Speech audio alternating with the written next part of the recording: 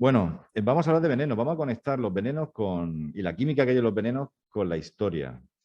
En esta charla, cuando me ha presentado, y aquí estamos rodeados de químicos, cuando uno habla de químicos es inevitable que aparezca, me voy a quitar la mascarilla, que aparezca la asociación con la serie Breaking Bad, que seguro que os suena, y todo el mundo cree que nosotros los químicos somos capaces de hacer sustancias estupefacientes y cosas así. Bueno, ya os digo que sí, pero bueno, pero no lo vamos a decir, no vamos a decir el secreto. Tendréis que acabar la carrera e iniciar la carrera criminal, que hablaremos mucho de crímenes.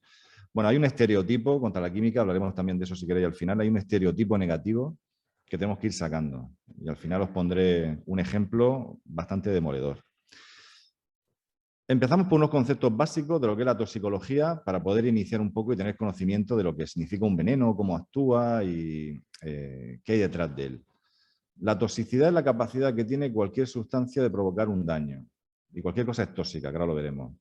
Y hay que distinguir entre tóxicos y venenos. ¿Cuál es la diferencia? La intencionalidad. Hoy vamos a hablar de sustancias químicas, en este caso, que con una intencionalidad se han utilizado para hacer el mal, para envenenar, para matar a alguien, para cargarse a un rival político, un familiar o lo que sea. El término correcto en toxicología se llama xenobiótico. Lo digo porque ya vayáis cogiendo conceptos, si alguna vez lo escucháis, el xenobiótico. Y en el siglo XVI, Paracelso, que no llegó a ser ni médico, ni químico, eran los inicios de la ciencia todavía, Paracelso pues, estableció lo que se llama el dogma de la toxicología. Y Paracelso dijo que nada es veneno y todo es veneno al mismo tiempo. La diferencia está en la dosis. ¿Y qué es la dosis? La cantidad de un principio activo que penetra en el organismo por distintas vías. O sea, yo puedo tener aquí ahora mismo, beber un vaso de agua y tener aquí pues, los centilitros que sean de dosis de agua en un momento dado. O sea, es una cantidad que puede ser mililitros, o sea, volumen o puede ser peso. Siempre referida al kilo de la persona en toxicología, acordaros. No es lo mismo que tome esto un niño, un vaso de lo que sea, que un adulto o que un ratón. La dosis, la cantidad de un principio activo que penetra en el organismo por distintas vías. Y Paracelso dijo que todo está en la dosis. Al final, cualquier sustancia de cualquier tipo, en función de esa dosis, puede matarnos. Puede ser incluso el agua, que es necesaria para la vida. 6 litros de agua pues pueden producir ya problemas si se ingieren de golpe, o 118 cafés, son muchos cafés, ¿verdad? O el alcohol. 13 chupitos de alcohol, de unos 45 mililitros. Sí, evidentemente, si no van acompañados de nada, sin comida y de golpe, pues puede ser bastante peligroso. El extremo, que me podéis preguntar ahora, el extremo de, oye, que cuanto más, claro, aquí os dais cuenta, cuanto la dosis sea menor, en cuanto tenemos muy poca cantidad que te produce un daño, eso será lo más peligroso que existe, pues efectivamente, porque el agua, la vida natural, no te puedes beber 6 litros de agua salvo que te fuercen a ello. Pero hay sustancias que en cantidades muy pequeñas, y aquí aparecen los venenos, pueden producir un daño o la muerte.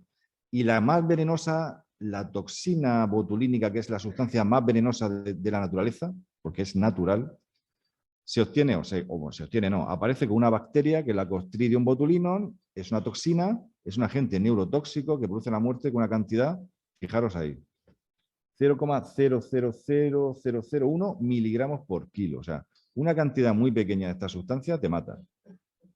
Es la que conocemos más tóxica con esa dosis. Ahora bien, si eso lo rebajamos esa dosis 1000 veces, 10.000 veces, es el Botox. El Botox es el nombre comercial, lo que la gente se pone para quitarse arrugas de expresión y se utiliza en cirugía estética. O sea, no te mata, mata lo que tiene que matar. O sea, todo siempre hay que contextualizarlo con una dosis. Cualquier veneno asociado a una dosis o a una cantidad. Estamos todavía en la parte... Luego entramos en la parte histórica. De esa fotografía, ¿reconocéis por lo menos a un personaje? A mí me gusta mucho la música, seguro que lo reconocéis a los dos. Aquí, ¿quién es? Beethoven, sí. Hay gente que dice que Goya, pero bueno. Que también se podía hablar del plomo con Goya. ¿Y el de la izquierda? ¿No os gusta la música? ¿Os gusta? ¿Conocéis el grupo Led Zeppelin? Led Zeppelin era el batería de Led Zeppelin, a John Bonham, que en 1980, y es un ejemplo para hablar de lo que es una intoxicación aguda, pues empezó a beber vodka con naranja o con limón o con lo que fuera, y se tomó una cantidad de alcohol tremenda, superó cualquier dosis disparatada de, hemos visto antes 13 chupitos, pues mucho más. y murió por un problema alcohólico también, no se sabe si fue también ahogado en su vómito, como tantas figuras del rock de los 70 y los 80. John Bonham murió con una intoxicación aguda de alcohol, bebiendo alcohol. Y Beethoven murió por intoxicación crónica, o sea, una cantidad menor, menos dosis, pero expandida en el tiempo. Para tratarse problemas de salud, tomaba compuestos que llevaban plomo. Entonces, el plomo, poco a poco, fue haciendo mella en su organismo y al final fue lo que lo mató a Beethoven. Beethoven murió por intoxicación crónica, una dosis más pequeña de la que te mataría, pero en el tiempo, y John Bonham murió con una intoxicación aguda. El alcohol puede también convertirse en un problema crónico, que se llama alcoholismo. La gente, aunque crea que beba poco, beber alcohol, cualquier cantidad, es un tóxico, quizás es de los más peligrosos que existen, el alcohol, ¿eh? Y el tabaco. Y las formas de ingresar en el organismo estas sustancias, estos agentes, estos tóxicos, o llamarlos venenos si queréis, pues puede ser por inhalación, respirándolo, puede ser por ingestión, a través de la piel, a través de heridas, por ejemplo. Aquí hoy hablaremos sobre todo de ingestión, porque básicamente es la forma más clásica utilizada en los envenenamientos. Hay una dosis, entra al organismo por una de esas vías y tiene un efecto tóxico en un órgano diana. Ese es el comportamiento de un tóxico, de un veneno, de un xenobiótico. Y en toxicología estas cosas se suelen poner en curvas que se llaman curvas de dosis-respuesta. A mayor dosis, mayores problemas. El ejemplo, ¿veis ahí? El 1, pues sería, imaginad, tomaros, pues eso, beber alcohol, tomaros un chupito de alcohol, que ya os digo que es una barbaridad el alcohol. Pues hay gente que lo va tomando y va apareciendo el problema. Cuando vas por el segundo o tercero, pues te sientes más eufórico, pasas a estados ya de exaltación de la amistad, todos son amigos tuyos. Sigues tomando hasta que llega un momento que empiezas con los cánticos regionales, todo eso ya empieza el declive, arriba. Problema que hay gente que no somos todos iguales. Hay gente que una pequeña cantidad le produce un efecto mayor, hay gente sensible, se toma un poco de alcohol y se encuentra fatal, o gente que tiene o un fenómeno de tolerancia porque ha bebido mucho o por lo que sea, genéticamente aguanta más el alcohol. Están los sensibles y los resistentes. ¿Dónde podemos encontrar estos venenos, estos tóxicos o xenobióticos? ¿Dónde creéis que están? ¿En la industria química? También, pero sobre todo en la naturaleza. Todas las setas, aquí, no sé si por aquí por Mallorca hay temporada de setas, no lo sé. ¿Sí hay? Todas son comestibles. Todas son comestibles. Lo que pasa es que algunas solamente te las puedes tomar la primera vez. Pero como comértelas, te las puedes comer todas. Este es el chiste que tengo, siempre miro, a ver si alguien se va antes o alguien se ha desconectado, a ser que se vaya a comerse, pues me han dicho por ahí que puedo comer. No, solamente la primera vez. Y la naturaleza es la mayor fuente de sustancias peligrosas. De hecho, otra sustancia peligrosísima es la tetrodotoxina, que se encuentra en el pez globo, en el fugu, que la genera una bacteria que tiene el pez, lo habéis escuchado seguro, y cualquiera que tome ese pez, que si no está bien limpio, o en sashimi o como le guste el pez crudo, pues puede estar expuesto a esa sustancia, es un neurotóxico y una pequeña cantidad pues te produce la muerte. Seguro que lo habéis escuchado, lo habéis visto incluso en Los Simpsons, que sale a veces. Eso es la tetrodotoxina, ahí tenéis la molécula. Las moléculas no muerden. O sea, las moléculas químicas, ya sabéis, ya a esta altura sabéis un poco de enlace, no muerden, son moléculas bonitas y no hay que asustarse cuando uno vea una estructura molecular, ¿eh? ¿Y qué es lo que hace esta sustancia, la tetrodotoxina? Y esto es lo bonito y la química que hay aquí. Pues lo que bloquean son los canales de sodio-potasio que existen en las membranas celulares. O sea, realmente la tetrodotoxina bloquea ese canal y no hay comunicación en ese canal sodio-potasio, bloquea, como una pelota que se mete ahí en medio y no permite la conexión nerviosa, la sinapsis, muchas veces. Y la pregunta que yo siempre me hago, o me hacía, hasta que lo descubrí, decir, oye, vale, estupendo, yo sé que eso lo bloquea, pero el que no muere nunca es el pez globo. El pez globo convive con esa toxina, pero él no muere. ¿Qué diferencia hay entre el pez globo y otro pez, un depredador suyo, para que cualquiera que adquiera esa toxina muera, pero él no, porque él la tiene en su torrente circulatorio? Le debería bloquear el canal sodio-potasio. Pero se descubrió que la geometría de la membrana celular de los peces globo pues tiene una geometría distinta que lo que hacen es no bloquearla. O sea, realmente tienen un tamaño distinto y la tetrodotoxina circula sin que le bloquee el canal de sodio-potasio. Curiosísimo. Pasamos ya, hasta aquí bien, recordar los conceptos, tóxico, veneno, la máxima de Paracelso, todo es venenoso y la diferencia está en la dosis, la intoxicación aguda crónica, y bueno, ya podéis a partir de ahí iniciar en el mundo de la toxicología, que es divertidísimo y entretenido. Vamos a hablar de historias de veneno, envenenamientos, y al final la historia de los venenos y la historia de la humanidad. O sea, ya en la prehistoria, incluso en el Paleolítico Superior, ya hay restos arqueológicos de que se utilizaban los venenos, con un uso más bien de caza que un uso criminal, porque en aquella época si querías cargarte a alguien, pues directamente con una piedra en la cabeza o con una lanza, pues no hacía falta métodos sofisticados para cargarse a un enemigo. Se hacía de otra manera, pero sí para un uso criminal, de caza o pesca. Se observaba la naturaleza, veía que había ciertas plantas que las mezclabas y morían antes los animales, o bien había serpientes también, venenosas, se extraía el veneno de serpientes, se utilizaba para impregnar lanzas y flechas. Y también se utilizaban los venenos, en este caso las drogas, con un uso lúdico. También se descubrió en su momento, que en la Edad de Bronce, en 3000 a.C., en los palafitos que habían en ciertos sitios, para que la gente no... islas, por así decirlo, en el mar, donde vivía la gente para que los depredadores no los mataran, pues ahí en ciertas cabañas se encontraban sustancias derivadas del opio, como el papaver somniferum, que se cree que su uso era más bien lúdico, pero también podía ser un uso venenoso. No se sabe, pero ahí está. Y también restos, también se han encontrado alguna piedra del Paleolítico Superior, con lo cual hemos convivido siempre con los venenos en la historia. En China aparece un personaje que se llama Zenong, una especie de médico, medio místico, un personaje que no se sabe si realmente existió, pero bueno, ya él empieza a describir, y hay constancia escrita, de fórmulas de venenos. Y el papiro Ebers, que es un papiro que está en Egipto, mide 20 metros de largo, y aparecen las primeras recetas ahí de mezclas de sustancias de la naturaleza que se pueden utilizar con un fin letal, o sea, como sustancias venenosas. 1500 antes de Cristo. Fijaros la época. Y bueno, lo más clásico, lo más conocido, la muerte de Sócrates. 399 a.C. Sócrates, que sabéis que no escribió ninguna obra, que fue Platón el que recogió todo su pensamiento, pues se le condena a muerte, y la condena a muerte en la Grecia clásica era, para la gente noble, pues tomar un veneno. O sea, le daban un veneno, en este caso era la cicuta, y él bebía la cicuta y se suicidaba, por así decirlo, con cicuta, que seguro que habéis escuchado la palabra. La cicuta es una planta realmente. Se parece muchísimo al perejil.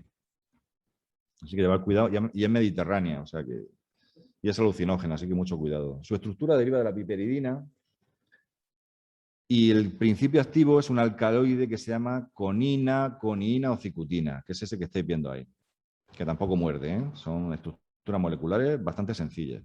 En neurotóxica ya hace falta mucha cantidad de cicuta para producir la muerte. Hace falta que 8 gramos, que eso es mucho. Si pesáis perejil, para conseguir 6 gramos de perejil hay que hacer ahí un batido. Era una muerte bastante, con una mezcla bastante extraña ahí de mezclar cicuta con alcohol, seguramente con algún veneno de alguna seta, seguramente no se sabe. Pero claro, estamos hablando del 399 a.C. O sea, ¿por qué sabemos que era verdad, que Sócrates murió con cicuta? O sea, ¿nos lo creemos? Bueno, ahora veréis por qué. La cicuta fue el primer alcaloide que se sintetizó en la historia de la química orgánica. Ahí tenéis la reacción. Lo hizo ese señor, Mauricio no, Albert Ladenburg, que también sintetizó la escopolamina. Y es un alcaloide que se encuentra como metabolito secundario en plantas. Pero hay otro alcaloide que hay aquí, porque la palabra alcaloide ya a alguno le pone en alerta. Hay otro alcaloide que a mí Joan me ha llevado hoy a tomar alcaloide de este tipo. Yo llego aquí y me lleva a sitios donde sirve este alcaloide con esa estructura. ¿Cuál puede ser? ¿Qué alcaloide puede ser que haya tomado yo y esté aquí tan... A ver lo que vaya a decir. Venga, animaros, que lo sabéis seguro. Que seguro que lo habéis probado. ¿Cómo? Sí, claro, una bebida que lleva un alcaloide. Café, cafeína, eso es la cafeína. Esa fórmula es la cafeína, acordaros. La gente se hace camisetas con esa fórmula. Cafeína. Y la escopolamina, que también la sintetizó Ladenburg, es lo que la gente escucha o ahora mismo con mucho más mito que real, que aparece en plantas como la burundanga y esta droga que hay de los zombies, todo eso es la escopolamina que está ahí, que hay mucho mito y poca realidad.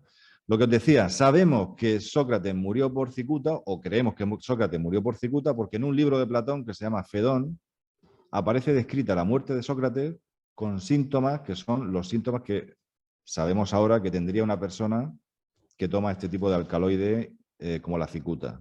O sea, habla un poco de, bueno, en este libro, en el Fedón de Platón, pues de cómo sentía los síntomas, de que sentía frío, el tipo de descripción, que no la vamos a leer, coincide con lo que sería la muerte por cicuta en Sócrates. El rey toxicólogo, Mitrídates VI, fue el último rey del Ponto, otro rey que lo que estaba obsesionado era con conseguir un antídoto. Él ensayaba con venenos, estaba siempre en guerra con Roma y ya en la última guerra de Roma él siempre estaba investigando, inventó el mitridato, pero se inventó. Cogió un montón de productos de la naturaleza con minerales e inventó un antídoto, pero él creía que era un antídoto que protegía. Y ella en la última guerra con Roma, Mitrídates, pues ya estaba acorralado y quiso morir y se quiso suicidar con veneno, pero no lo consiguió. No sabemos qué veneno sería en aquella época con él. No lo consiguió y él en su momento diría, oye, pues a ver si funciona lo que yo está tomando. No, seguramente o tomó poco veneno o tenía algo de tolerancia. Pidió a un soldado suyo que lo apuñalara, murió. Pero bueno, apareció ese por primera vez, curiosamente, con una receta de un antídoto para venenos, el mitridato, que años después Plinio el Viejo, en su Historia Natural, un historiador romano, pues dijo que eso era poco. Me encanta porque es un ejercicio de escepticismo con 2000 años de antigüedad. Pues dijo, mira, esos son ingredientes que no tienen ni pie ni cabeza, ni el mismo peso. Desmontó, por así decirlo, en su libro famosísimo de Historia Natural, el antídoto universal que Mitrídates creía que él había conseguido. Este es otro rey toxicólogo que no quiero saber. Es de la segunda temporada, o sea, no sé si estoy haciendo aquí una puñeta alguno. Así que lo pasamos. Locusta fue una esclava que iba a ser ajusticiada. Nos pasamos a la Roma clásica, la Roma de los emperadores y de las intrigas palaciegas de la Roma de hace 2000 años, más o menos. Bueno, iban a matarla, tenía habilidades de conocer mucho las plantas, las setas, el arsénico también. Pero antes de que la justiciaran, Agripina, que en ese momento se acaba de casar con su tío Claudio, que era el emperador, pues la trajo a su servicio, la captó. Dice, esta persona, pues bueno, como los químicos ahora, pues ha estudiado, sabe lo que maneja y yo me la traigo aquí a mi corte para que me asesore en temas de venenos. Bueno, la historia de Agripina era nieta del emperador Augusto, se casó con su tío, que era Claudio, que era emperador, y en ese matrimonio Agripina portaba un hijo súper simpático, se llama Nerón, y Claudio tenía otro hijo que se llama Británico. Entonces ahí empezó el lío. Imaginaros, esto es Roma, esto era la jungla. Agripina quería poder y lo que hizo fue asesinar a su marido, a Claudio. ¿Cómo lo hizo? Utilizando locusta. Le preparó unas setas con amanitas faloides, con arsénico seguramente también, otras hierbas y setas venenosas y mató a su marido. La idea era coger el poder. Entonces inmediatamente dijo, a ver si va a reclamar el hijo de Claudio el trono británico y también se lo cargó. Lo envenenó al hijo de Claudio, a su hijastro. Aquí, ¿qué pasó? Que Agripina dice, bueno, ya estoy vía libre. No. Lo que pasaba es que a su hijo Nerón le entró la prisa y tenía 13 años. Le entró la prisa por gobernar, 13 o 14, tal cual. Y intentó matar a su madre envenenándola. Pero no lo consiguió porque no se fiaba lo más mínimo de su hijo. Al final, Nerón, ya cansado, pues mandó a uno de sus soldados y asesinó a su madre, pero con la vía física, no con la química, acuchillándola, o sea, la mataron. Y ya fue Nerón cuando cogió el cargo de emperador. Todo lo que habéis visto en las películas, si lo habéis visto en Semana Santa de Nerón cantando de Roma, eso no es cierto históricamente. Tampoco lo de los cristianos en aquella época, no había matanzas de ese tipo en los circos en la época de Nerón, porque al pobre, que no creo que sea un santo, encima le han sumado mucha más las películas de Hollywood. Bueno, una familia estupenda. Bueno, Agripina era hermana de Calígula también, que nos suena un poco así. Todo, ahora, 2000 años después, nos parecen criminales, pero aquello era lo normal. Aquello era lo normal en la Roma clásica. De hecho, existía la figura en Roma que se llamaba el praegustator. El praegustator era alguien que iba contigo, podía ser un esclavo, podía ser alguien entrenado, que iba a las cenas sociales se venía con el noble, con el patricio, y probaba la comida antes de que la probara el invitado. O sea, llegaban media hora antes, veían la comida, la probaban, le veían la cara, a ver si cambiaba de color. También estaban entrados por el olor, sabían detectar muy amargo. Dice, esto está muy amargo, aquí me ha echado algo extraño, o me ha echado mucho dulce. No se fiaban. Y era una figura, además, cuando eran esclavos o eran libertos o eran libres, eran gente muy apreciada porque estaba tu vida en juego. O sea, y algunos morían. Pues el nivel de sofisticación en Roma llegaba a tal punto que a veces traían, por ejemplo, imaginar una tarta de ahora, o sea, un pastel. O sea, yo tengo aquí un pastel, dice, siéntate conmigo que yo me voy a comer el mismo pastel. Pero impregnaban en el cuchillo, le ponían veneno y cortaban. Decían, este trozo para ti, el del veneno, y este para mí, para que veas que... Y el otro se envenenaba. O sea, el mundo de los... Como no había detección, el mundo de los venenos estaba bastante I+D, con mucha I+D, estaba bastante avanzado. Bueno, esa fue... Hay una serie que es Yo, Claudio, donde cuenta la muerte de Claudio por Agripina, y ahí tenéis al Nerón de las películas. También habéis escuchado, se escucha en la historia que Cleopatra murió cuando ya se vio acorralada y se había enterado que había muerto Marco Antonio, el amor de su vida, entonces que, pues bueno, se quiso suicidar ya en una guerra con Roma, sabía que iba a ser capturada y asesinada, bueno, se suicidó y siempre se ha dicho que murió con una picadura de la cobra egipcia o del áspid. Lo habéis escuchado seguro, ¿verdad? Pues parece ser que no fue cierto, por un motivo, porque realmente la picadura de este tipo de animal te produce una muerte muy dolorosa y deja un cadáver totalmente desfigurado. O sea, una muerte muy mala y el rostro que te deja con un rostro, y los egipcios lo que querían eran, no se ha encontrado la tumba de Cleopatra, querían una muerte pues con rostro luego para embalsamar, etcétera, y enterrarse, que no se sabe todavía dónde está Cleopatra, pero parece ser que no fue así. Es más la mitología un poco que se han contado, histórica, no la película aquí. Sería a lo mejor con setas seguramente, con arsénico, algún tipo de bebida. Parece ser, no lo sabemos. Si algún día aparece la momia de Cleopatra, pues se podrá saber o no, no lo sé. Seguimos con los venenos. Vamos al arsénico. El arsénico es el rey de los venenos. El arsénico es el compuesto que tenemos que celebrar hoy. Hoy es el San Alberto. San Alberto fue el descubridor del arsénico en 1250. San Alberto Magno. Y el arsénico lo hemos escuchado pues, en películas, en 1000 sitios. Es el veneno siempre que se habla de veneno, se habla de cianuro, de arsénico. Realmente el elemento, el estado fundamental del arsénico no es tan tóxico como pueda parecer. Lo tóxico son las sales, como el trióxido de arsénico, lo que parece azúcar, que de ahí viene ese uso que se hacía de envenenar a la gente con arsénico. Y seguro conocéis seguramente estos personajes, ¿no? Algunos dicen que sí porque han jugado seguro, del Assassin's Creed.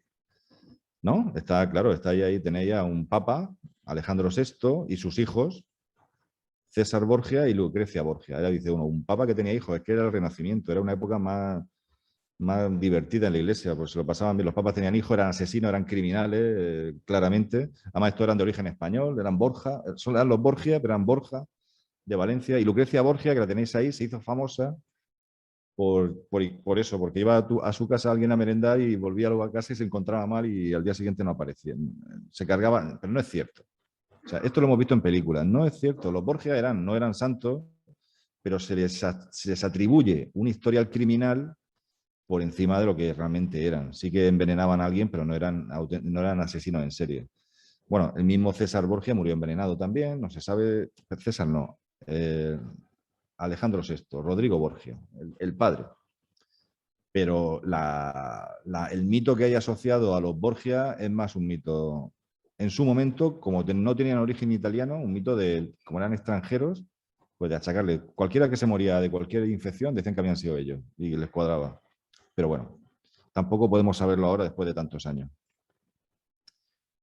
Ya os digo, el arsénico ha sido el elemento químico más famoso durante un tiempo, porque claro, aquí ¿de qué hablamos? Hablamos de sustancias que al final las echabas con una pequeña cantidad en una comida, en una bebida, y te quitabas al hermano que te molestaba, al padre que tenía pasta y no soltaba un duro, y así conseguía, se llamaba a veces polvo de sucesión, al trióxido de arsénico o cantarela también, para conseguir, pues eso, a nivel político, a nivel familiar, y se utilizaba y se vendía, y era muy fácil de conseguir. Entonces había muchos crímenes, hombres que mataban a las mujeres, mujeres que mataban a los hombres, y tuvimos que esperar al siglo XIX, a 1836, hasta que por fin un químico que se llamaba James March diseñó una prueba, una reacción, donde poder unir directamente una muestra de una autopsia de estómago de alguien con la ciencia y con la correlación hacia una intoxicación o un envenenamiento con arsénico. Y es esa reacción, una reacción muy sencilla. Es bastante sencilla y se utilizó muchos años. Con una muestra, con ácido sulfúrico y zinc, con calor, se forma ahí una película en el matraz, metálica, precipita, se puede pesar y se puede correlacionar un envenenamiento con arsénico con un crimen y utilizarlo de forma judicial. Con una sensibilidad brutal. La sensibilidad es la mínima cantidad que se necesita para poder detectar esa sustancia. Era 0,02 miligramos de arsénico. O sea, muy, muy sensible. Y fue el inicio de la toxicología forense. Y estamos en Mallorca. ¿Y sabéis quién fue de las personas primeras que empezó a utilizar esta prueba en Francia y se hizo famoso y se le considera el padre de la toxicología forense? Pues Orfila, tenéis el edificio, tenéis un hospital, tenéis el edificio de vuestra facultad.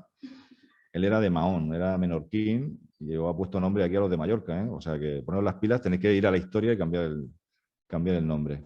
Bueno, un personaje muy importante.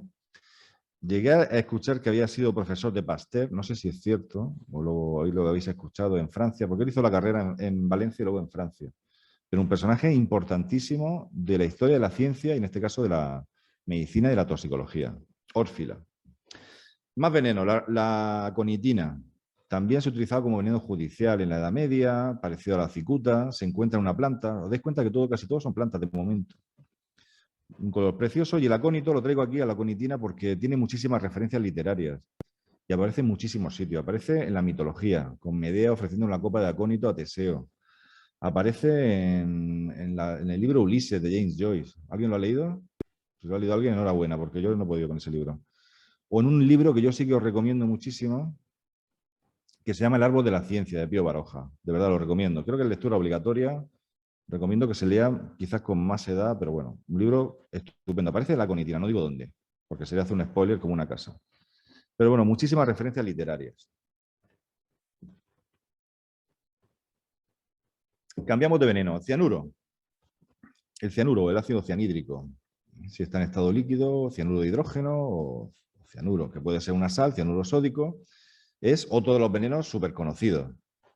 Y ahora me preguntáis, ¿qué hace ahí un almendro? ¿Por qué pones almendras? Porque las almendras, que hay dos variedades, las dulces y las amargas. Las almendras amargas contienen una sustancia que se llama amigdalina, la tenéis por ahí. La amigdalina con agua se convierte en benzaldehído y en cianuro de hidrógeno.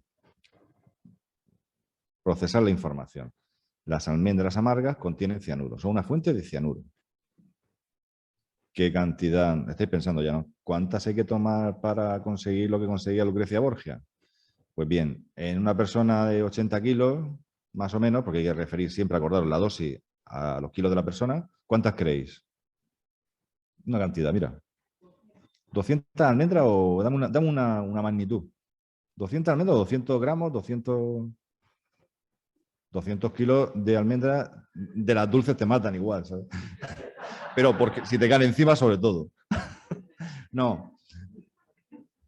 Entre 2 y 3 kilos de almendras amargas. Antes pide el comodín del apuñalamiento o le dices que te maten de otra manera de comerte 3 kilos de almendras amargas, porque si alguien lo ha probado sabe que eso, evolutivamente sabemos que el amargor ese lo escupimos, no lo soportamos. Hace falta mucha almendra amarga para matar a alguien y todo depende de la dosis. ¿Quién descubrió el cianuro de hidrógeno? Carl Wilhelm Scheele, este señor que hay aquí. Un personaje de la historia de la ciencia desconocido, pero interesantísimo. Fue el descubridor del oxígeno. La gente dice, no, pero si fue Priestley. No. Priestley o Lavoisier supieron darle un poco. Siempre también hay que saber qué es un descubrimiento, pero ¿quién es el descubridor? ¿El primero que lo sintetiza o el primero que sabe qué es realmente? En este caso sería Lavoisier y Priestley. No, Carl Wilhelm Scheele descubrió el oxígeno. Muchísimos compuestos de la historia también de la química orgánica. Era farmacéutico, tenía la mala costumbre de todo lo que sintetizaba, le gustaba probarlo luego y murió intoxicado con 40 años o muy joven porque le gustaba probar todo lo que analizaba. Y creo que fue con algún compuesto con cloro que murió intoxicado y bueno, ahí está. Isaac Asimov lo llamaba hard luck Sile, o sea, mala suerte Sile, porque siempre llegaba tarde. No es que llegaba tarde, no publicaba, no es como ahora que se publican en las revistas científicas, sino que él se supo luego que había descubierto muchas cosas y luego no se le atribuyó a él porque no lo dejaba en un cajón. Pero se anticipó mucho a muchos químicos. Bueno, y el cianuro, hay una historia interesantísima con cianuro que se aprende bastante química, que es esta, que es la de Rasputín. Rasputín era pues un místico que apareció en la corte del zar Nicolás II y bueno, empezó a sacarle dinero a la nobleza porque decía que era capaz de curar la hemofilia del hijo del zar, del zarievich, y empezó a generarse enemigos porque realmente, bueno, le gustaba nada más que el poder y tenía mucha influencia en la corte del zar Nicolás II. Pues Yusupov, que aparece por ahí, el príncipe Yusupov, dijo, yo me lo quiero cargar. Claro, no podían matarlo directamente, quiso asesinarlo, pero que quería envenenarlo. Lo invitó a su casa, a una merienda, y en la merienda le echó cianuro, en este caso cianuro potásico, a los pastelitos, a la merienda que tenía Rasputín. Lo invitó, llegó Rasputín, llegaría con reticencias, pues dice, no creo que me mate, pero porque me invita a su casa. La idea era envenenarlo y que se muriera horas después cuando saliera. Total, que Rasputín llegó, empezó a beber vino dulce y el otro veía que le había puesto cianuro y que no le pasaba nada, que no se moría. También el otro pesaba mucho, era un tío grande. Se desesperó Yusupov y ya tenía un plan B, que eso está bien, hay que tenerlo siempre. Tenía un ayudante que empezó a dispararle, el otro salió corriendo, al final acabó en el río Neva, en San Petersburgo ahogado, pero aquí la parte de química es decir, ¿qué pasó? Porque realmente parece ser que le dio una cantidad de cianuro, o eso cuenta Yusupov en su memoria, brutal, porque ya había experimentado con animales y creía que lo iba a matar. Lo que no sabía Yusupov, sabía poca química, o en este caso poca bioquímica, es que la glucosa de los pastelitos que le había añadido, que la glucosa que le había echado en el azúcar y en el vino dulce, cuando reacciona o cuando contacta con el ácido cianhídrico, con el cianuro de hidrógeno, forma, o por así decirlo, lo secuestra, forma una heptosa, en este caso sería luego un ciclo, y esa glucosa, por así decirlo, que estaba era neutralizando el efecto del cianuro. Quizás tampoco calcularía bien la dosis, no se sabe, pero por lo menos es posible que eso fuera así. Y el cianuro ha sido el responsable, y esto ya es menos divertido, de la mayor masacre, el mayor genocidio de la historia de la humanidad, que fue el Holocausto, en la Segunda Guerra Mundial, el Holocausto nazi, en los campos de exterminio de Treblinka, Sobibor, Auschwitz, esa es la portada de Auschwitz, donde se utilizaba el ciclón B, que era un plaguicida que contenía cianuro, era cianuro sódico, creo que en este caso, que mezclado con agua se convertía en el cianuro de hidrógeno, en el gas, el ácido cianhídrico. Ahí tenéis imágenes de las cámaras de gas y del ciclón B, que era un uso de la química como plaguicida, o sea, un uso positivo que se utilizó con un fin genocida.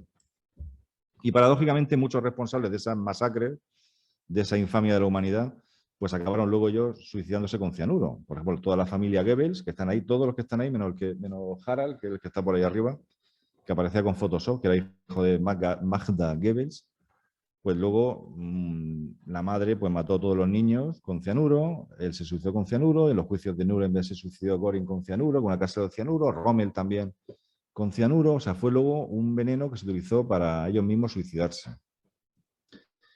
Y también con cianuro tenemos la muerte de este personaje. ¿Sabéis quién es? Pues deberíamos saberlo todos porque es un personaje de la historia de la ciencia, es el padre de la informática, Alan Turing, efectivamente. Alan Turing, el padre de la informática, que fue el que descubrió el código de la máquina Enigma, que era el cifrado con el que se comunicaban los alemanes en la guerra, en la Segunda Guerra Mundial. Y a lo mejor habéis visto la película. La película no hace justicia al personaje porque te pone un personaje siempre, por ser informático, por ser matemático, tienes que ser inestable y ser un poco... No, todo lo contrario. Alan Turing, una persona normal, y bueno, pasó desapercibido. Años después de conseguirlo de descifrar el código Enigma, él estaba en su casa, hubo un robo, la policía fue a investigar y descubrió que él vivía con un hombre, que era homosexual. Y entonces, en aquel momento, año 54, tampoco hace 2000 años, lo condenaron por ser homosexual, lo condenaron o a cárcel, podía elegir entre cárcel, o castración química. Es un tratamiento químico para cargárselo, por así decirlo, a nivel hormonal. Eligió castración química, entró en depresión y en una manzana echó cianuro, le gustaba la química, tenía cianuro, tenía un pequeño laboratorio en su casa y se suicidó tomando una manzana con cianuro. Murió más que por el cianuro, por el odio, pero bueno. Y bueno, ya había escuchado lo del logotipo de Apple, que si está inspirado en Turing, eso no es verdad. No eran tan listos los de Apple para poder inspirarse en Turing. Lo hicieron en Newton, que tampoco es que no nos vamos a meter con Newton, pero bueno. 1978 ese señor se carga a 1000 personas, era de una secta, los lleva todos a una isla y les dice que son imágenes reales, yo lo siento, pero son reales, la cruda realidad. Fueron voluntarias casi todas las muertes, casi todas. Que van a morir con él y van a vivir en un universo donde los demás no estábamos. Aquí en este caso, pues bueno, el poder de las sectas llevaron a una muerte de 1000 personas, se llama la tragedia de Jonestown. Buscarlo luego, es que unas caras que os asustáis. Jonestown, y ese era el líder de la secta, que parece Elvis Presley, pero no lo era, ojalá hubiera sido Elvis Presley. Y entramos ya en la parte, ya casi para terminar, casi de novela negra. En este caso con la ricina. La ricina es un alcaloide que se extrae de la semilla de ricino. Y en 1978 también ese señor, Georgi Markov, paseaba por Londres, era un disidente búlgaro, tenía información de la antigua Unión Soviética, recibe un pinchazo en la pierna, no le da importancia, luego se quita los pantalones, ve que tiene una pequeña herida, como una pequeña balita, esa bala muy pequeña, se la había clavado ahí, y a los 2 o 3 días empieza a enfermar, o esa misma tarde, y se muere envenenado por los servicios secretos soviéticos, por la KGB. Le dispararon y con un veneno que tarda un tiempo, y en aquel momento no había tratamiento, tarda un tiempo en hacer efecto y en matarte. En Breaking Bad, si la habéis visto la serie, aparece mucho la ricina, una serie con mucha química, ¿eh? Por aquella época también existía un estudiante de química. Aquí también los estudiantes, utilizó la química para el mal.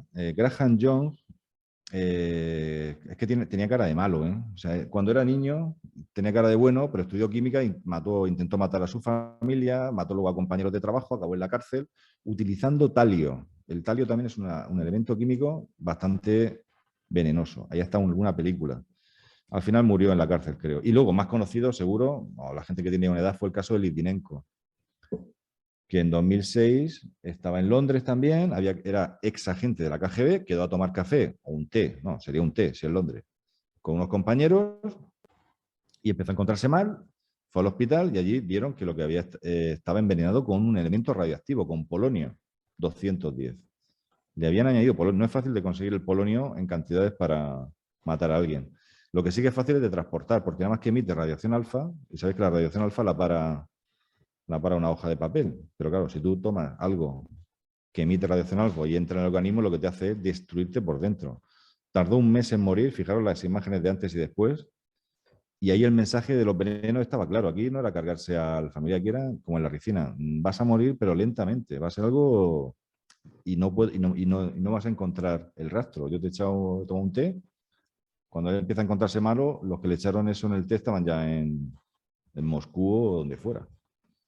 Hay películas sobre el caso Litvinenko, algunas no se cortan para poner el actor que se parezca a Putin, pero bueno. En 2004 también hubo un intento político de asesinato de un líder opositor en Ucrania, que fue Víctor Yushchenko, fue con una dioxina, con esa dioxina. Acabó con la cara, como estáis viendo, por lo que se llama cloracné, por el cloro que llevaba la dioxina. Este sigue vivo, se recuperó, al contrario que los demás. Y hace pocos años, el hermano del líder de Corea del Norte, Kim Jong-un, es el líder, su hermano se llama Kim Jong-un. Nunca entenderé los nombres, estos de los coreanos son muy raros, pero bueno.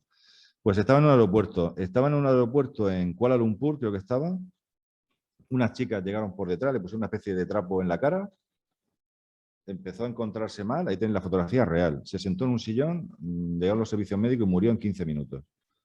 Lo envenenaron con VX, un agente neurotóxico organofosforado, lo he visto en la película La Roca, aparece ese agente, el VX, esa es la fórmula, la tenéis aquí. Es un compuesto organofosforado, inhibe la acetilcolinesterasa y en pocos minutos te mata. En este caso no fue ingestión, fue solamente por inhalación. Las chicas parece ser que las engañaron. No lo sé la historia, parece ser que le querían que les pagaron por hacer una broma. Tenéis que hacer una broma. O sea, seguramente ellas no, porque las pillaron enseguida. En un aeropuerto, con la seguridad que hay, enseguida las cazaron. Ellas, de hecho, no huyeron. Creían que se había puesto malo de otra cosa. No se sabe. Pero fijaros qué nivel de sofisticación. Y hace menos tiempo, habéis escuchado seguro, el caso de los agentes Novichok. El intento de asesinato de esa pareja, otro ex agente de la KGB, Sergei Skripal y su hija Yulia, con un compuesto también parecido al VX, pero no igual, que se llaman agentes Novichok. Es una mezcla muy compleja. No se sabe exactamente lo que lleva eso. Solamente se sabe que no es fácil de conseguir ni en laboratorio, nada más que, pues eso, que se requiere bastante dinero para fabricarlo. Y Navalny, un opositor de hace poco, lo he visto en la noticia, este verano pasado, también parece ser que intentaron intoxicarlo o envenenarlo con el agente Novichok. Ya terminamos. Quedaros con esto, si alguna vez vais con... Si alguna vez se ve bien, ¿no? Sí. Os ofrece algo, o a mí ahora vosotros, si me ofrecéis algo, llevad cuidado conmigo que soy peor. Bueno, hemos visto hasta aquí el uso negativo, por así decirlo, de la química, en los inicios incluso de la prehistoria hasta ahora. Pero para terminar, yo siempre me gusta terminar con esta gráfica, cuando hablamos de química, que representa esta gráfica la esperanza de vida en el mundo desde finales del siglo XVIII hasta la actualidad prácticamente. Entonces, llama mucho la atención que desde hace 100 años, 100 y pico años, la esperanza de vida al nacer va por países, por continentes, perdón. Estaba en poco más de 30 años. O sea, cuando uno nacía había una mortalidad infantil y que sería inasumible en tiempos de ahora. O sea, los niños morían, pero era un drama. De hecho, vosotros preguntarle a lo mejor a vuestras abuelas si viven, que os cuenten historias que seguro recuerdan que le han contado ellas, y seguro que en vuestras familias tenéis casos que os contarán de que morían mucho los niños cuando nacían. De hecho, no se enterraban. O sea, los niños menos de cierta edad no le hacían tumbas a los que tenían mucho dinero. O sea, no hay registros de esas muertes. Y algo muy curioso. Pero era una mortalidad brutal. Estamos hablando de 30, hasta que llega un momento, fijaros, 1900, 1890, sobre todo en Europa, que empieza una tendencia, hay un pico, como se llama a veces los picos de hockey, a crecer la esperanza de vida. Y eso coincide con la potabilización del agua de consumo, o sea, con introducir el cloro, que es química, y también puede ser malo, se utilizaba en la Primera Guerra Mundial como arma química, la cloración del agua, algo tan sencillo como conseguir que el agua sea potable, potabilizar el agua, las vacunas, las políticas de sanidad, pues han hecho que en esa tendencia unos continentes han llegado más tarde que otros, pero tengamos ya pues una esperanza de vida al nacer de 82, 84 años. Ahora con la pandemia la cosa cambió un poco, pero bueno.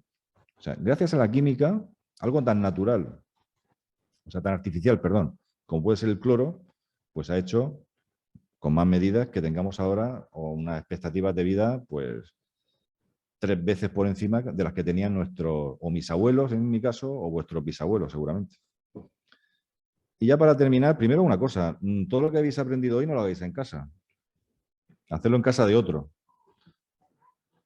La frase esta famosa de no lo hagáis en casa, que sepáis que uno puede decir, sí, eso lo han dicho en el hormiguero. ¿Qué es el hormiguero? Si eso lo decía Michael Faraday hace 200 años. Michael Faraday, el del Faradio. Michael Faraday, que además James March, el de la prueba del arsénico, era ayudante de Faraday. Un personaje, buscar información, Michael Faraday, que empezó sin ir al colegio prácticamente porque era muy pobre, empezó de aprendiz de una imprenta, lo leía todo, le encantaba leer y se convirtió en uno de los científicos más importantes de la historia de la ciencia. De hecho, tiene una unidad, que es el faradio, con su nombre. Esos pocos pueden decirlo, que tengan una unidad, una magnitud física con el nombre de la persona. Poquitos.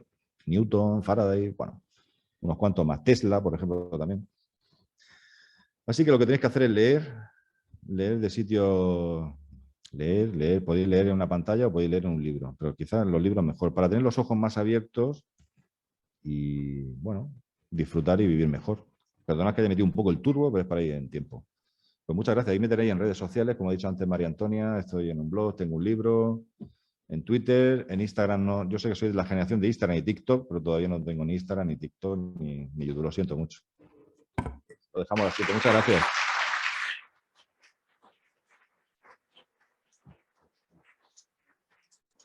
Tenemos tiempo para preguntas, que siempre son interesantes, de verdad.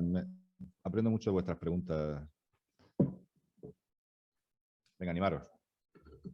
Un momento, te hace falta el micro.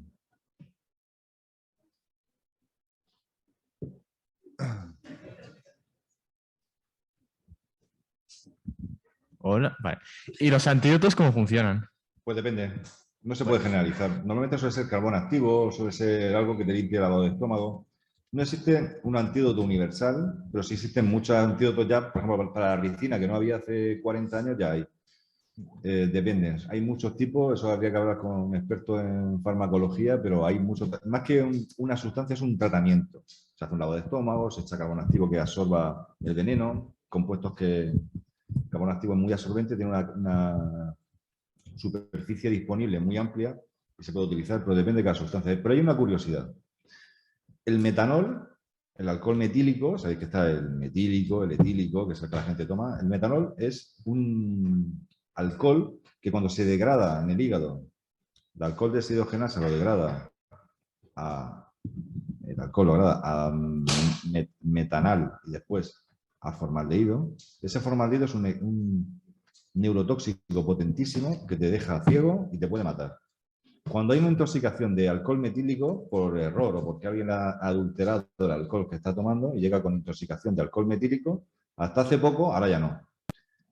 El antídoto era darle a la persona etanol, o sea, darle vodka, por así decirlo, a lo bestia. O sea, llegabas con intoxicación de alcohol metílico, te daban alcohol etílico, o sea, te ponían malísimo, ya venían malísimo, te pondrían al borde del coma etílico, porque así podía arrastrar un poco en ese proceso metabólico el formaldehído y tener ahí menos problemas. Pero eso ya no se hace. Pero son cosas, son curiosidades para vender química, que al final es tan amplia y está conectada con todas las disciplinas que viene muy bien. Venga, más preguntas, que haya más tiempo para más gente. Animaros. Pásale el micro. ¿Cómo se descubrió realmente el veneno? En plan, ¿cómo se dieron cuenta de que Sí. eso llegaba a matar? Pues ensayo de error, por observación de la naturaleza. O sea, por observación. O sea, en aquella época, y luego todas las demás también. Lo que la ciencia al final es mucho de ensayo de error. Vas probando, observaban, probaban, y luego ya, pues, de forma, por ejemplo, ya más, pues, Mitrídates lo hacía con esclavos, o sea, probaba los venenos en personas. En la Segunda Guerra Mundial se experimentaba también con personas, auténtica barbaridad. Ahora ya, por suerte, se puede hacer, la toxicidad de un veneno se puede conseguir o con animales de experimentación, que ya no se hace, sino con simulaciones informáticas y con lo que se llama toxicología computacional. Una sustancia nueva se puede saber si es tóxica o no, simulándola de forma informática. Una cosa muy curiosa, un campo muy interesante. Toxicología computacional. Y aquí Joan también sabe bastante. No ha salido aquí la publicidad. Que nos paguen algo. ¿Existe algún tipo de veneno que se note muchísimo físicamente? Que sus síntomas se detecten más físicamente que químicamente. Es que la primera vez que, o sea, los síntomas primero van a ser que el envenenado se encuentre mal. Y casi todos son pérdida de conciencia, mareo, vómito. Como lo habéis visto en lo de la película, o sea, en la serie de Juego de Tronos, simula, un poco exagerado, ¿no? Pero simula y un envenenamiento. No sé si me estás preguntando eso o si hay alguno que no... No, pero alguno Sí. que físicamente, aparte de esos síntomas... Que tú lo veas venir. Sí. Bueno, en la película El nombre de la rosa, no sé si lo habéis visto, el arsénico, hay compuestos arsénicos que son de color verde. No, pero en la piel... Ah, bueno, el sí. aspecto, bueno, sí. Los organofosforados estos, las dioxinas, te producen cloracné, te pueden producir ronchas, pero a lo mejor luego de la misma familia no te lo produce, ¿no? No se puede generalizar con esto. Habría que ir uno por uno y ver cuál te puede producir algún síntoma físico. Os estáis animando, ¿eh? ¿Hay algún veneno que no se note en una autopsia? Esa es la pregunta del millón. Es que si lo hay no lo sabemos. Vaya. O sea, A ver, claro. Ahora mismo, con todas las técnicas analíticas que hay,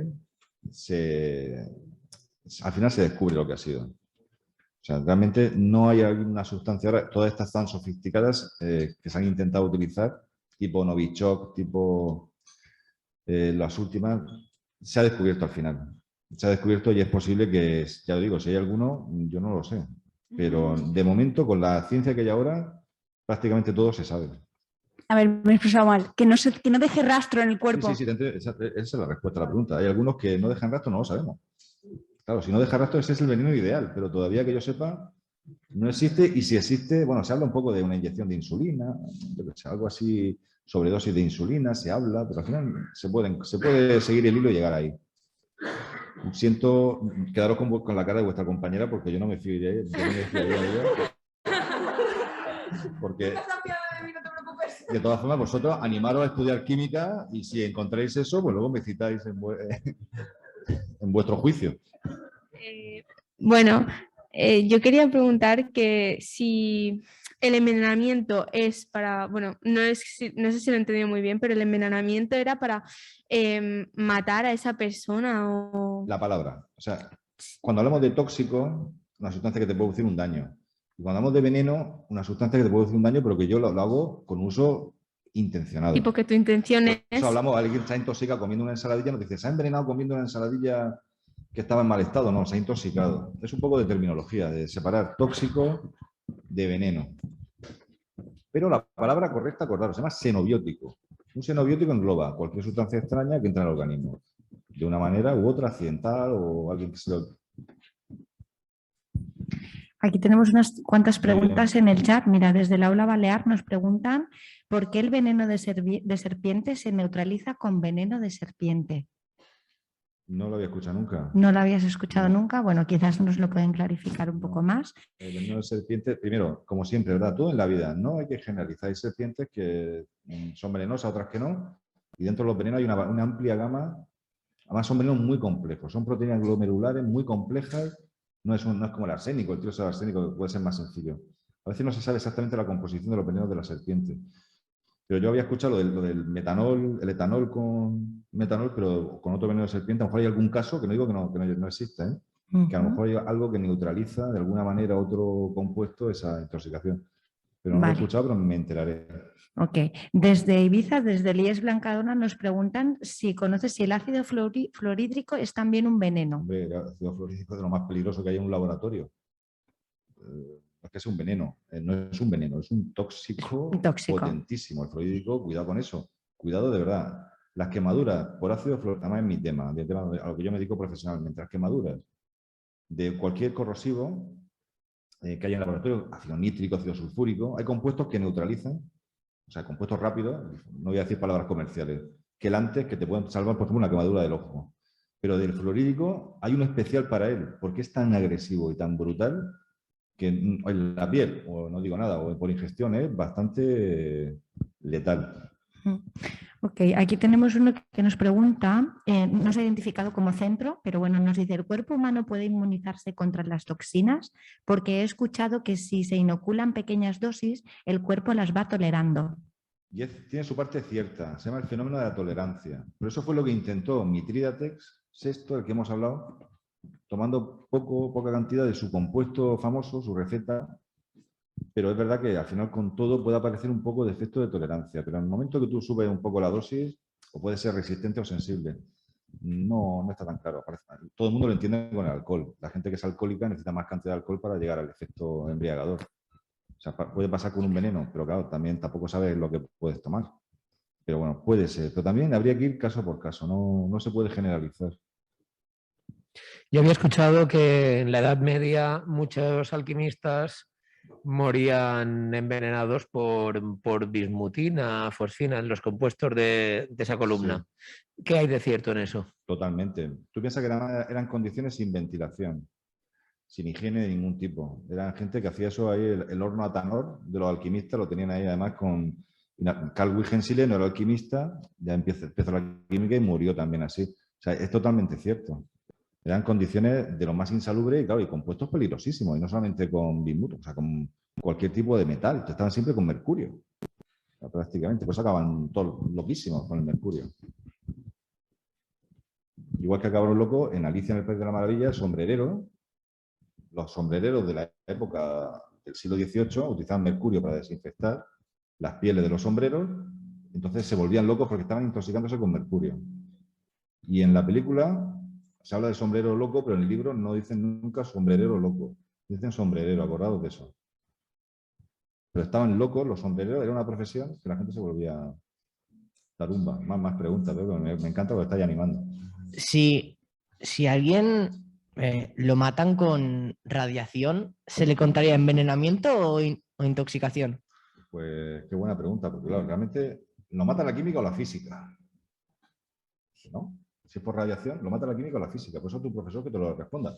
Porque no sé lo que ha explicado. Sería un envenenamiento, si es intencionado. Pero la pregunta es buena. ¿Es la química o es la física la que mató a Litvinenko con polonio 210? Porque fue la radiación alfa. ¿No? Luego discutimos eso. Yo diría que son los físicos.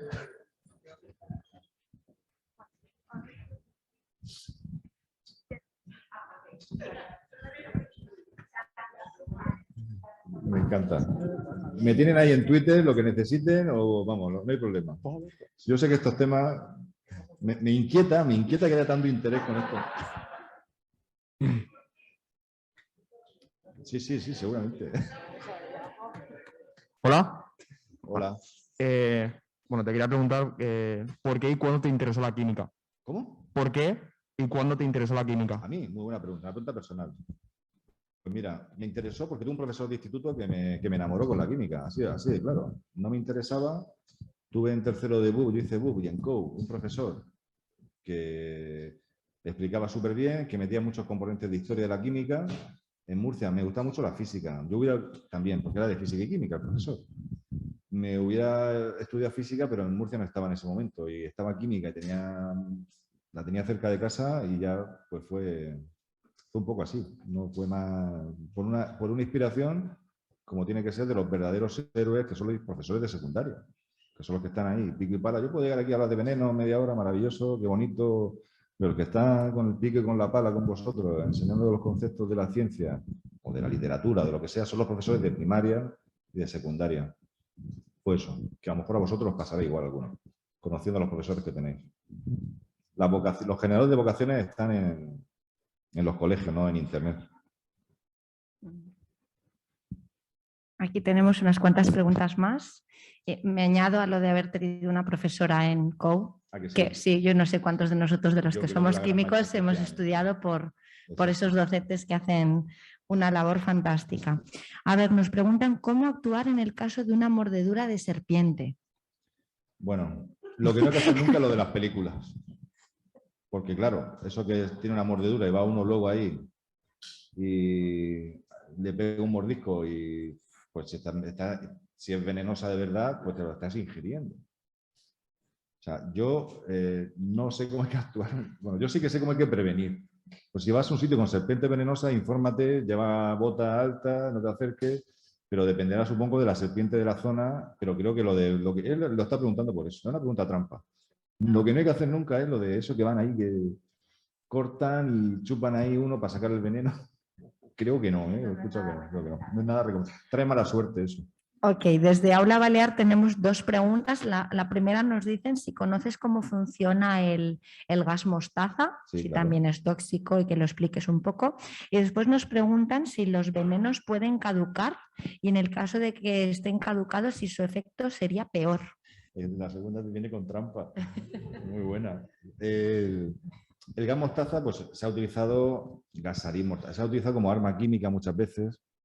La historia de la... no, sería para otra charla o para otro año. La historia de la química utilizada con un uso bélico pues también tiene muchas variantes. Y una de ellas es el gas mostaza.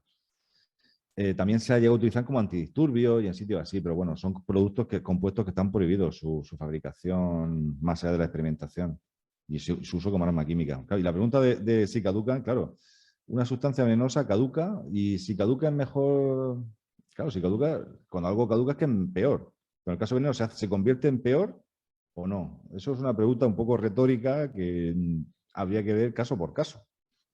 Pero es muy buena. El que lo ha hecho sabía por dónde iba, porque es la típica pregunta de broma que decimos nosotros siempre en las charlas, es decir, ¿y si caduca el veneno? Pero claro, los venenos no tienen fecha de caducidad. Esto me recuerda, lo he contado muchas veces, lo de la sal del Himalaya, esa milenaria. ¿Sabéis? Lo he visto alguna vez, esa que te venden carísima. Esta es sal del Himalaya, milenaria, no sé qué. Y luego pone, caduca en 2025. Y dices, hasta qué mala suerte que me ha tocado a mí la que caduca en 2 años después de 3000 años en el Himalaya. O sea, por ahí podría ser la respuesta. No caducan.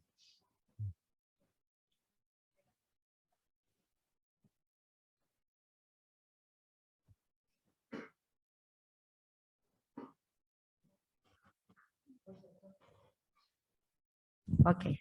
Bueno, cualquier pregunta que nos quieran hacer llegar a través del chat o a través del correo del Colegio de Químicos la gestionaremos. Dani, muchísimas gracias A vosotros, por la de verdad, ponencia muchas de hoy. gracias. Ha sido, Muchas sí, gracias a otro vosotros. aplauso, por favor, para él. Gracias.